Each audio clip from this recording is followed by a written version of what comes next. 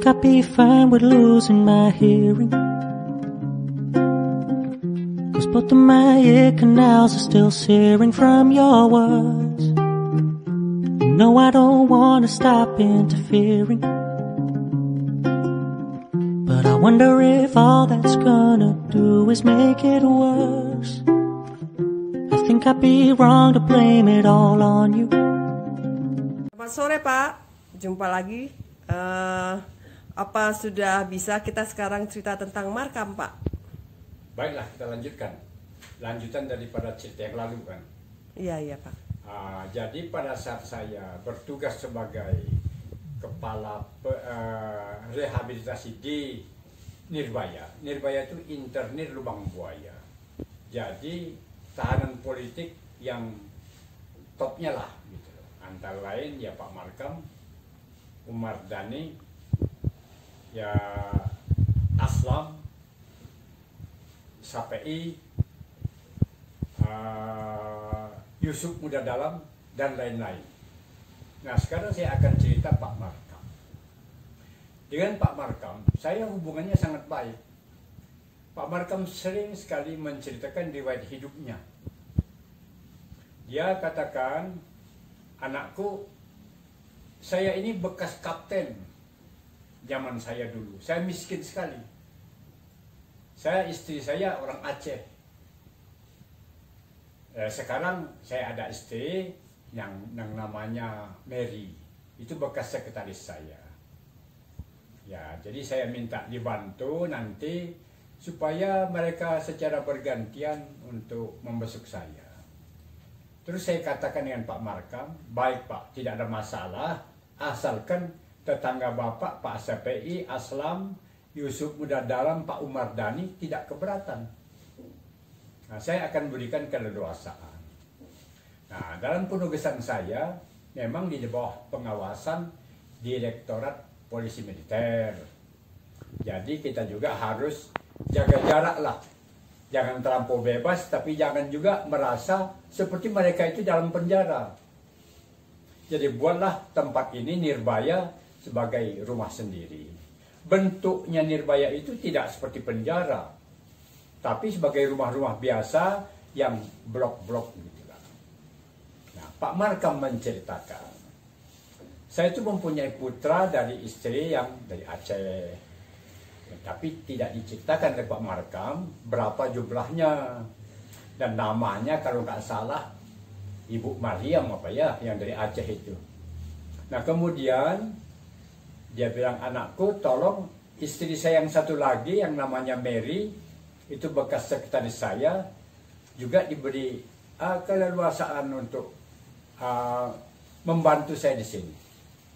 Maka saya katakan, baiklah Pak Markam, tidak ada masalah itu.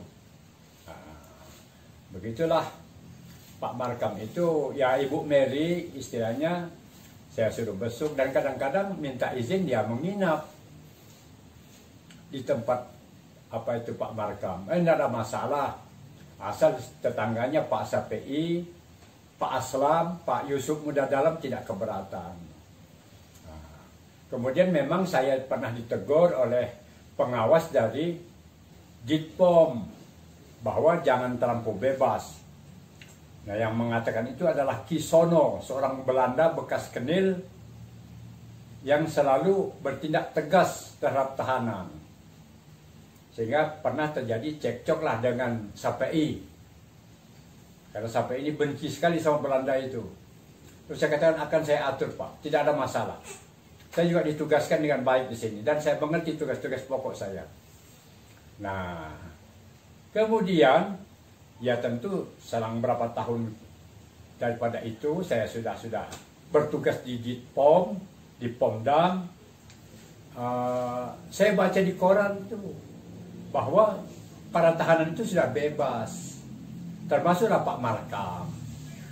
Saya lihat Pak Markam itu pimpinan perusahaan di Jalan Gajah Mada. Kemudian saya coba telepon, bisa nggak bicara dengan Pak Markam? Saya ini Letnan Kolonel CPM yang pada waktu itu saya masih Letnan 2. Pak Markam menjawab, iya anakku datanglah ke tempatku, di Jalan Jati Padang. Jalan Jati Padang ini bersebelahan dengan Ragunan. Kemudian saya dengan kakak Akmal, ipar saya, datang ke rumahnya Pak Markam. Disambutlah saya dengan Ibu Mary dan putranya yang namanya John kalau nggak salah itu. Nah, kami diajak makan bersama di halaman. Dia tanya kepada saya, Pak Markam, anak Anda katanya punya rumah? Saya katakan belum. Gampang. Nanti saya bikinkan rumah. Kamu baik sekali, kamu membantu saya dengan baik. Tanah saya ini 2 hektar di Jalan Jati Padang. Nanti saya kasih di pojokan situ.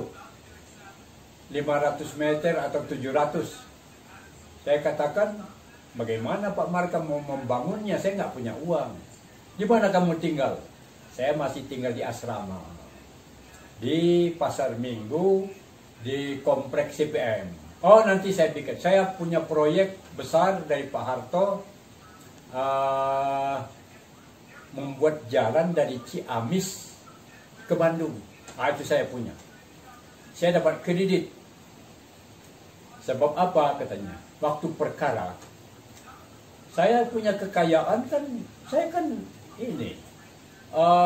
Nissan, agen Nissan untuk Indonesia. Disita sama pemerintah. Saya perkarakan.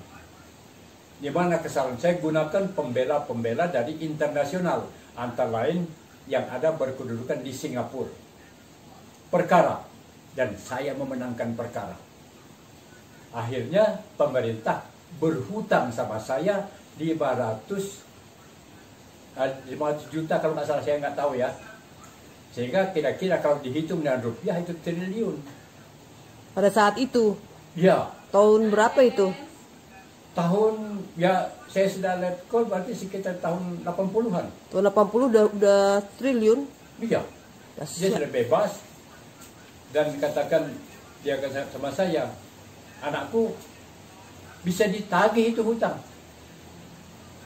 Jadi Pak Markam bilang, anakku sebenarnya pemerintah berhutang sama saya. Yang kalau dihitung pada waktu itu, ya triliunan. Nanti tagih sama pemerintah. Karena ini sikil Pangkop Kamtip Pak Domo. Saya katakan, nggak ada masalah Pak Markam. Karena ajudannya Pak Sudomo itu saya kenal baik. Baik, saya buat surat. Sampaikan kepada Pak Domo. Nah, dalam surat tersebut, Pak Markam menyebutkan bahwa hutang pemerintah bisa, kalau bisa dicairkan dengan ketentuan 55 untuk Pak Markam, 45 untuk Pak Sudomo CS.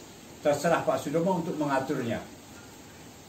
Nah, surat tersebut masukkan dalam amplop, suruh diantarkan ke Pak Domo.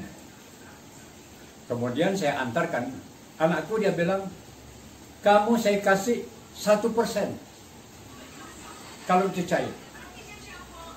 Baik Pak Markam, saya katakan akan saya antar dengan Pak Domo secepatnya. Kemudian saya datanglah ke rumahnya Pak Domo, Pangkop Kamtip, dan jumpa dengan ajudannya. Saya bicarakan masalahnya. Terus ajudan Pak Domo waktu itu dia bilang, Dek, baik akan saya sampaikan dengan Pak Domo masalah itu, dan terus dibicarakan dengan Pak Harto barangkali. Nah, nanti setelah 3 hari adik kesini, jawaban sudah ada. Saya bilang, Mas, Pak Markam menjanjikan 1% untuk jasa baik. Saya bagi 2, Mas separuh, saya separuh. Kalau ini cair. Baik Dek, terima kasih. Dan saya pulang. Setelah 3 hari, saya datang lagi ke tempatnya Pak Domo tadi dan jumpa dengan ajudan yang menyampaikan surat jawaban. Jawaban tersebut saya sampaikan dengan Pak Markam. Pak, ini jawaban dari Pak Domo. Baik. Mana katanya jawaban itu? Dibuka amplop, Dan di situ disebutkan terbalik. Jadi Pak Markam 45%, Pak Sudomo CS 55%. Pak Markam ya kecewa sekali. Dia bilang main tai kucing itu dia bilang. Bodoh dia itu. Makan berkicap saja dia itu. Dia bilang gitu, bertanya gumamnya Pak Markam. Kenapa Pak? Ini katanya, sebagai kekayaan saya taruh di BI, saya bisa ngutang 50%. Mau saya bayar, mau saya enggak. Kalau saya enggak bayar, berarti ini disita oleh BI. Kalau saya katakan 55%, lainnya ambil, urusannya dia, bisa saja dia bilang. Dasar makan berkicap katanya. Sudah Dik katanya. Gampang. Rumah nanti saya bikinkan, tanah ambil di pojok. Saya kasih kamu sesuai keperluan. Saya masih mengerjakan proyek bantuan dari BI dia bilang. Sebesar 500 miliar waktu itu. Kalau perlu tambahan lagi. Pokoknya maksimal 50% daripada utangnya negara. Saya menikmati saja. Enggak saya bayar, saya dapat 50%. Saya nggak berpikir jauh dia itu katanya. Ya sudah. Nah, sudah itu saya pulang. Terima kasih Pak Markam atas kebaikannya. Saya mau pulang dulu. Saya pulang ke rumah. Ceritanya. Setelah beberapa minggu kemudian ada kabar Pak Markam meninggal. Ya, berarti saya belum punya rezeki. Saya telepon ini ajudannya Pak Domo. Mas, saya bilang meninggal. Ya, katanya, nggak apa-apa. Kalau kita belum ada rezeki. Itulah ceritanya Pak Markam. Kalau yang lain, Sri Mulyono Herlambang, Umar Dhani, saya kira ya bisa kita ceritakan kemudian. Sebab keluarga Sri Mulyono Herlambang, kalau nggak salah masih ada itu. Kalau DN Aidit?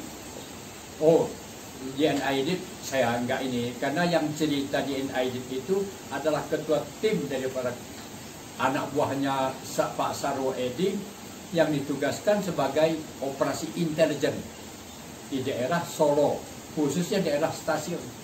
Ya, jadi ya hanya sedikit cerita dari dirjen itu di Banjarmasin dia bercerita. Oh, bukan kejadian langsung dapat cerita langsung enggak? Saya ceritanya samar-samar waktu itu karena kita juga ditugaskan tidak terlibat langsung. Oh. So itu operasi intel sangat rahasia. Orang-orang Kopassus, anak buah Pak Sarwo Edi semua berpakaian yang tidak kita kenal. Ada yang tukang sate, ada yang tukang rokok, ada yang macam-macam lah. Oh, tapi operasi itu tidak berlangsung lama. Satu minggu ketemu DNA di rumah seorang orang kebun gitulah. Berarti yang bisa cerita lagi, kira-kira cerita tentang siapa? Ya terserah emang saya akan termasuk ya ini sejarah ya, peninggalan sejarah. Karena pada saat di 30S saya ini apa masalah tahanan-tahanan Yusuf Muda Dalam yang ibu-ibu semua.